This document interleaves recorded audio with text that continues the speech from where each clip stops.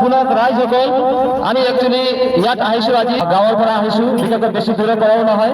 তো বিশেষকৈ আজিকালি আপোনালোকে শুনি আছে জানি আছে আজিকালি য'তে ত'তে একদমে নিউজবিলাক ইমান ভাল নাই অশান্তিৰ নিউজ আছে আমি যদি ছ'চিয়েল মিডিয়াত চাওঁ জাতি জাতি ধৰ্মৰ মাজত অশান্তি হৈ আছে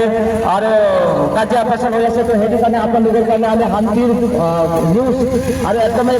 আনন্দৰ খবৰ পাই আপোনালোকৰ কাৰণে আমালোকে লৈ আহিছোঁ তো এইটো হ'ল স্বৰ্গীয় খবৰ স্বৰ্গীয় বাতৰি আপোনালোকৰ কাৰণে আমি লৈ আহিছোঁ আমি ইয়াত আপোনাক শান্তিৰ বাণী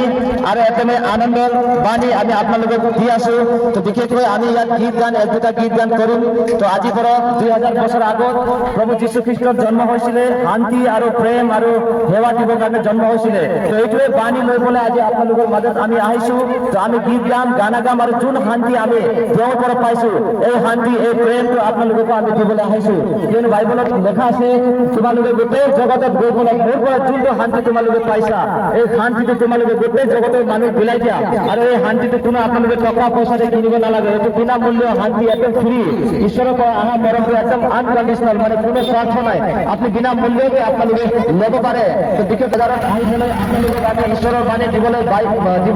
পাই পেলাই আমি একদম ৰখি আছোঁ আৰু আমি বিশ্বাস কৰিছোঁ আপোনালোকে যিমান ঈশ্বৰৰ এইটো বাণীটো শুনিব আপোনালোকৰ অন্তৰত একদম শান্তি আনন্দ আহি থাকিব তো আমি এটা গীত গাই কিনে আমি